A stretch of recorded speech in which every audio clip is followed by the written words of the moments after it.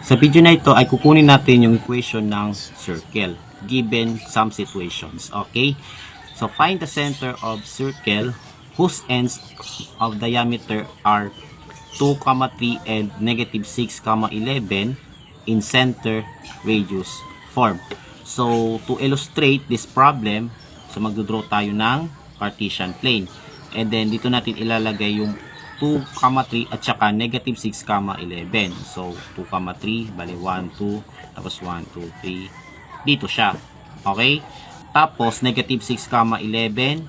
So 1, 2, 3, 4, 5, 6. Tapos 1, 2, 3, 4. Ay wait. 1, 2, 3, 4, 5, 6, 7, 8, 9, 10, 11. So dito yung isa pang end ng diameter. Okay? And since end ng diameter siya, so ganito po ang itsura ng diameter ng circle. Okay? And of course, yung buong circle ay ganito. So pagpasensyahan nyo na kung hindi perfect square ang maguguhit natin. Okay? So let's say ito yung graph ng circle. Tapos yung ends ng diameter which are given. 2, 3 at saka negative 6, 11.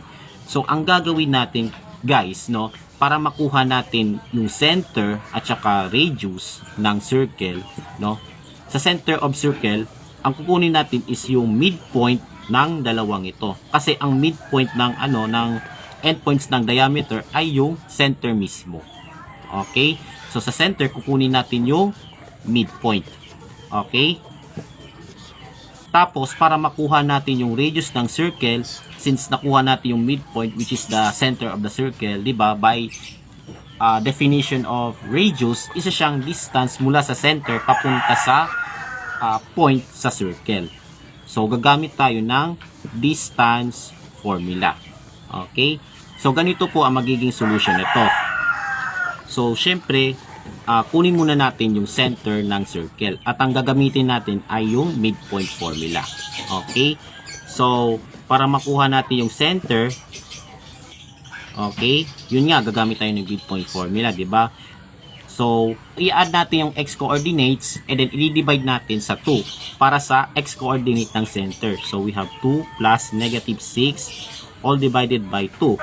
And then, para naman sa y coordinate ng center, i-add natin yung y coordinates ng given points 3 at saka 11. So, 3 plus 11 divided by 2. Okay? So, ang center po natin ay ganito po. So, 2 plus negative 6, that is equal to negative 4. Diba? And negative 4 divided by 2 is negative 2. Ayan. Tapos, dito naman, 3 plus 11 equals 14 divided by 2 equals 7. So, ibig sabihin po, yung center ng circle ay may coordinates na negative 2, 7.